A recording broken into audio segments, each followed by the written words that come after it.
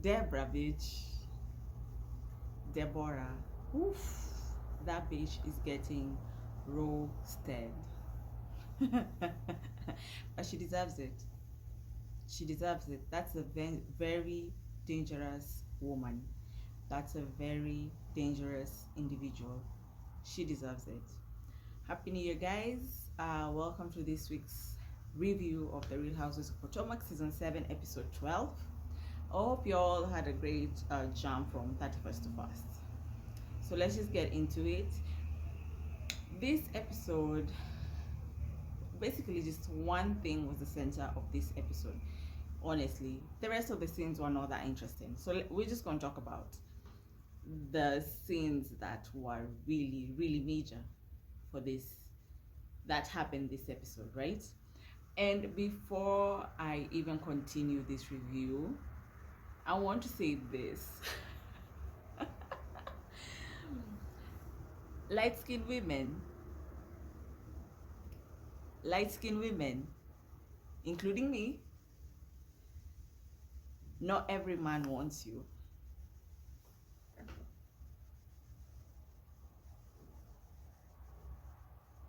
Not every man wants you. Listen, before you go accusing every man here is flirting, before you're accusing every man here that every man wants to be with you, or every man looks at you and just thinks how attractive you are, just remember, not all men want your light skin ass. So let's get into this episode. Like I said, we'll talk about the major parts, like the Karen and Ray going to check out the venue, which is basically the basement of a building that one you can fill up. If you're Real Houses of Potomac, you can fill up a basement of a building without acting like you fill a big ass stadium. So Karen acting like, oh, she filled a big ass room. No, you filled a basement, the basement of a building. So Karen, come on. Jacqueline went to visit Mia and Gordon, and basically they went to talk about what Giselle has been asking about, them showering together, about their relationship, the three of them. This scene was so cringy. This scene was really cringy. This scene gave me, you know how you and your friends are like, so you're going to say this, and then you're going to say this, and I'm going to say this. Cool. Cameras.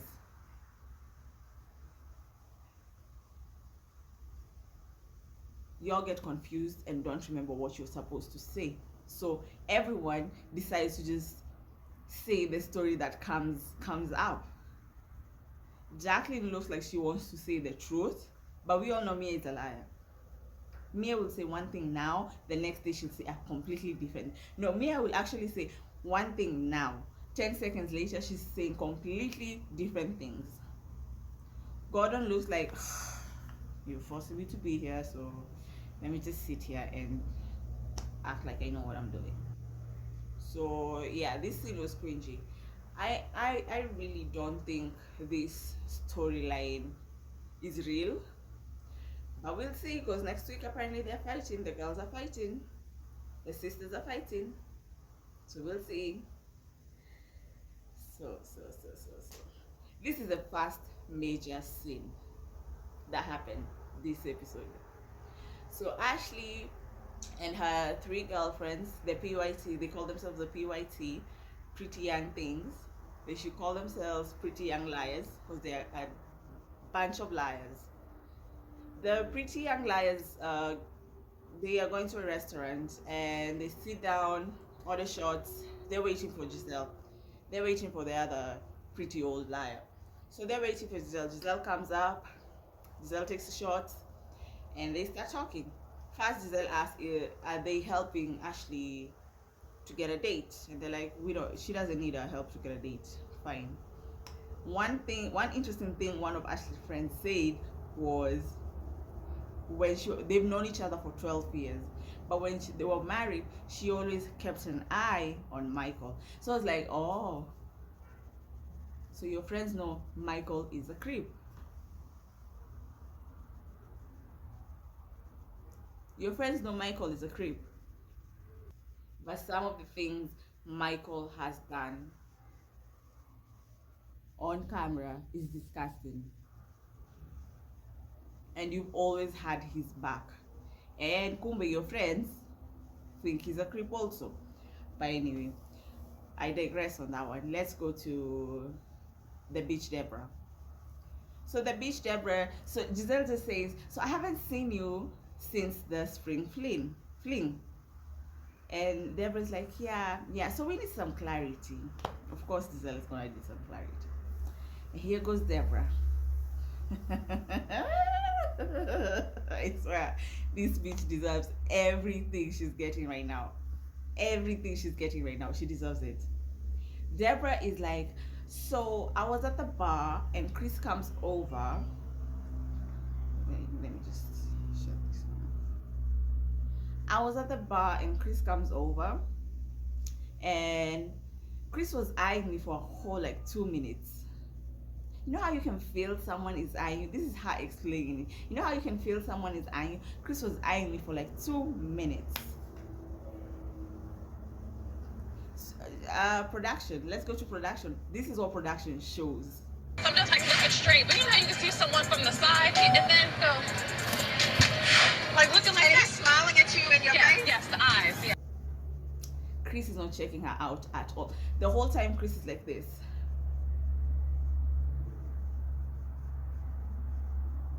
Chris was on the phone the whole time. This bitch said 2 minutes.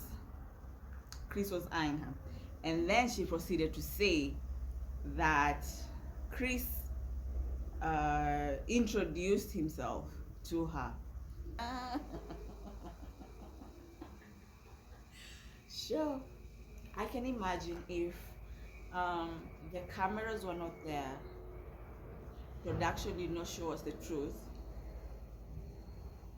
how many people would have believed this woman over Chris? Because we tend to believe women, which is fine, because a lot of times people do not believe women. So when something like that happens, when a woman accuses a man of harassment or sexual assault, or we tend to take a woman's word first as women. Okay, some women. I would take a woman's word first before I take the man's word. So I can imagine if there was no cameras and production did not show this, it would have been really, really bad for Chris. And then she proceeds to say that Chris introduced himself to her, and she implied, or when she said, oh, my husband's name is also Christopher, Chris was like, as Chris's, we're all similar. And do you know how you're telling your girls a story and your girls are like waiting for the aha moment? So I felt like her trying to say Chris was leaning and eyeing her for 2 minutes was not giving the rest of them like, what? No way. So she continued to lie and say that, number one, Chris talked to her first. Number two, Chris said, after she said that her husband's name is Christopher, that Chris said, as Chris is a similar. Production shows the bitch Deborah is the one who initiated the conversation. And she started by saying, because Chris was wearing a pink suit, she started by saying, I love the pink. And Chris said, thank you. Oh, I'm Deborah. Chris said, I'm Chris. Oh, my husband's name is Christopher. He said, oh, okay. There's a lot of us, and that's it. that's where the conversation ended. You'd think she'd stop there. No, she doesn't stop there. She says Eddie, and then she proceeds to say, Happy Eddie comes over and smiling at me real hard. If I didn't know Eddie was married, I would think Eddie was flirting with me. Do you hear the words that are coming out of a married woman? Switch to production. Eddie's in Mombasa. The beach Deborah is in Nairobi. They were nowhere close. They were nowhere close. But Deborah says that Eddie was smiling so hard that she felt that Eddie was flirting with her. Well, Eddie's in Mombasa, eh? Yeah, she's in Nairobi. Sure.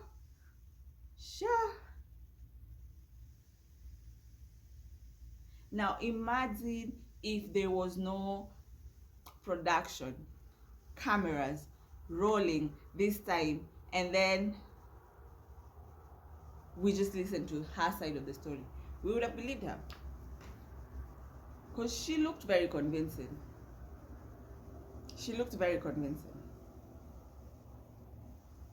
The beach is not pretty.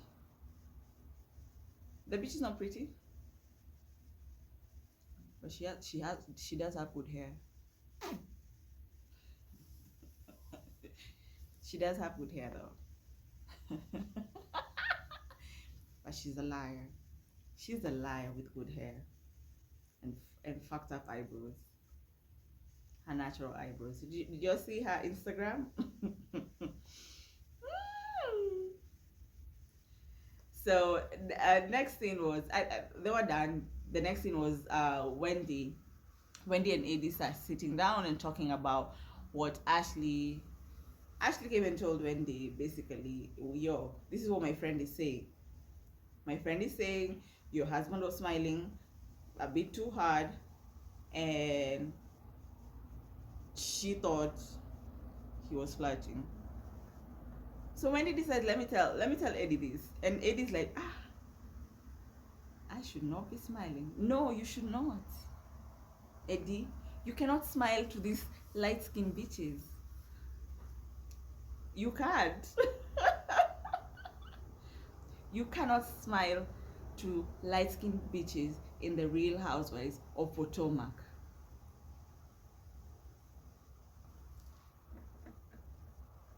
You can't. You cannot smile to Giselle, Ashley, that bitch Deborah, and Mia. You cannot. Because they will say you are hitting on them. I can imagine if Chris brushed, not even touched, brushed that bitch Deborah. Ooh, Deborah would have said, oh my God, Chris wants me to have children with him. She would have gone over the top. And you know what? I used to think, if you watch Married to Medicine, Dr. Heavenly is very strict when it comes to her man. Like, if a bitch comes next to her man, Heavenly's like, who's that woman talking to him? Who? Why? For what? I really used to think like Heavenly is insecure. But if bitches are lying like this, I wouldn't want you to talk to my man, because I don't want you to go say that my man was hitting on you, because he smiled, because he was being nice, because Chris was being nice. Eddie was smiling, Chris was just being nice, but they were flirting with you, right? A married woman on TV saying 2 married men were hitting on you, and you know it's a lie. Shame on you, Deborah. Shame on you. So what was the next scene after that? Oh, Mia, Giselle, and Robin met.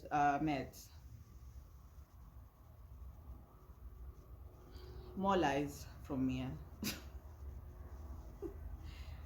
I don't know what happened to Mia when she was young. Like, I think her first reaction to anything is lie. lie, and then I'll say the truth later. I think that's her fast reaction. I don't know if it's a coping mechanism or something, but Mia lies. Mia says that she slept with Peter's girlfriend. First she says we slept with her with Gordon on our wedding night. And Giselle is like, what? On your wedding night? Like I said, Mia will say a lie now, 10 seconds later she's saying something different. She said, no, it was the bachelor party. Even Robin, like, so it's not the wedding night, it's the bachelor party. Yes, it's the bachelor party. Mia is just a liar. Mia is just a liar. Mia just lies. Let's go to the live show. The live show. So the live show, who comes first? Giselle comes first. Giselle was looking really nice. She had like a green tight dress. Oh, she looked nice. And she was going down the stairs, and then the security guard was like, "Hi, Karen." And Karen's like, Giselle was like, "I'm not Karen, I'm Giselle." I was like, yeah. Because as much as I think Giselle's beauty is kind of dwindling, she still tops Karen. She still tops the grand dame. She does. Ashley comes in. And guess who Ashley comes with? La bitch Deborah. Ooh, Ashley, you're messy. Ooh, Ashley, you're so messy. And I have a theory why Ashley is trying to push this Chris narrative. We'll get to it. Then Mama Dot and Candice come in. Mia and Jacqueline come in first, then Mama Dot comes in. Of course, Robin comes in late. She's the last one to come in. Sitting down, the show starts. Honestly, this show was boring, confusing, and not it.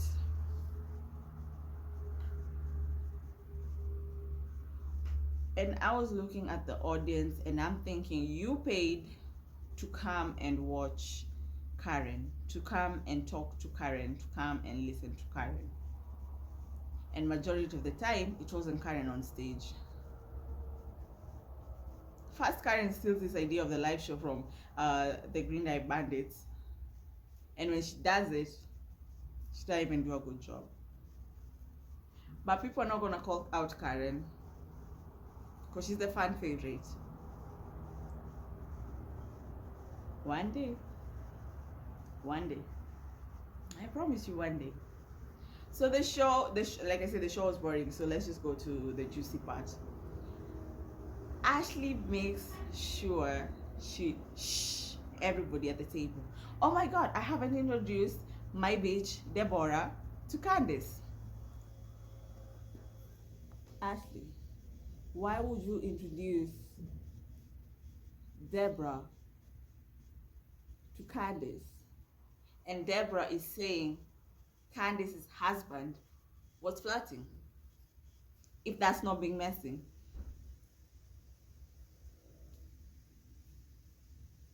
If that's not being messy, what is that? So, before Ashley introduced Deborah to Candice, Robin told Candice, "Yo, by the way, that's the bitch that's saying Chris was hitting on her."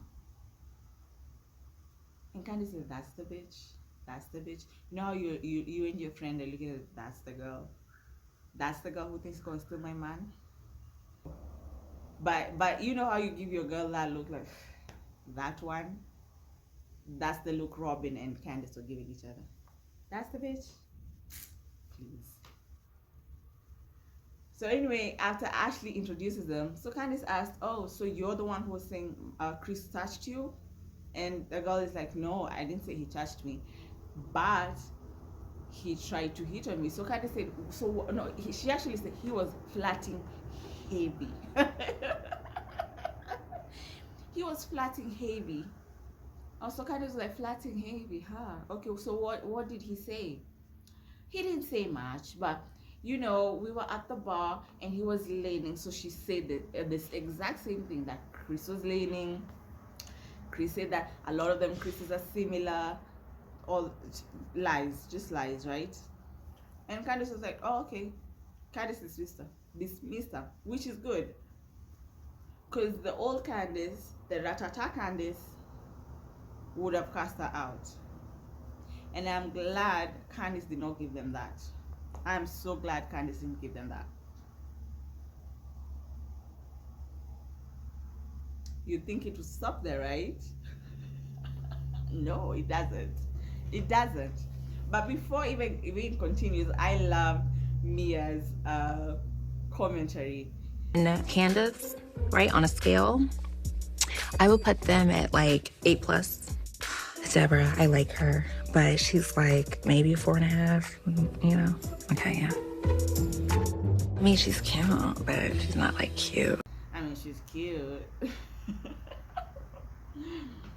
But she's not cute. I swear I laughed when Mia said that. I was like, and Mia does not even like Candice or Wendy.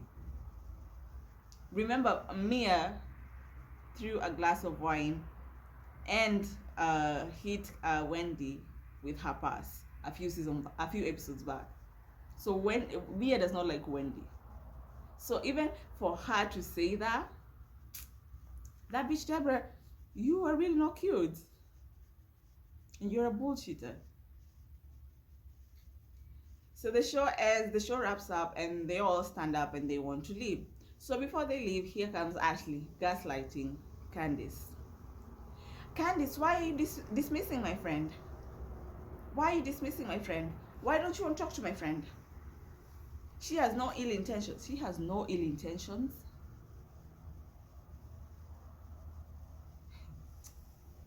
Imagine a woman saying your husband was hitting on her, and then the friend says she has no ill intentions. What the fuck are those? What the fuck are those intentions?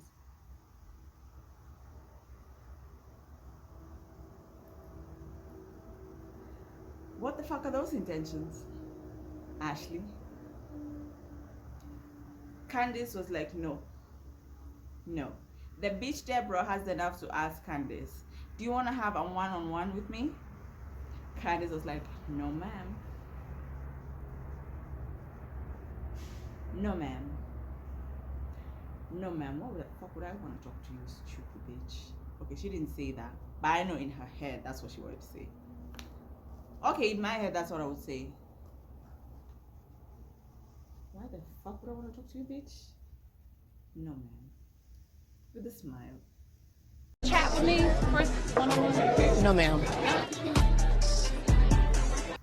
And before the episode ends, Candice was like, I am not talking to that Sesame Street character. Get that bitch out of my way.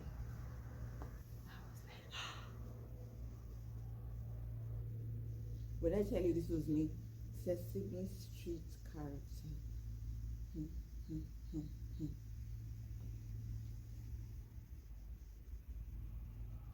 That bitch Deborah's name is Sesame Street character. That was the episode, yo. That was the episode. Let me tell you what I think about this Chris thing. This is what Giselle and Ashley were banking on. Giselle and Ashley were banking on Chris to be the friendly self that he is.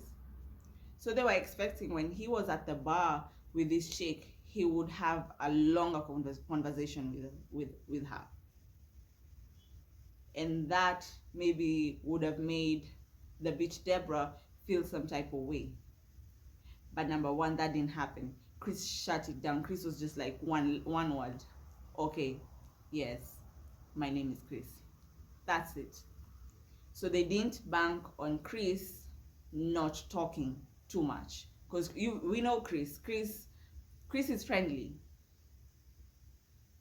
So that's what Giselle and Ashley were expecting. Number two, Giselle and Ashley were expecting Candice to go off, because you know how Candice can get, right?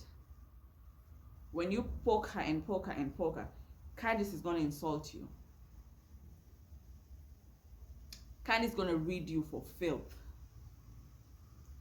This time, Candice did not. Candice ignored every single attempt they've tried to rile up Candice. Candice is ignoring it.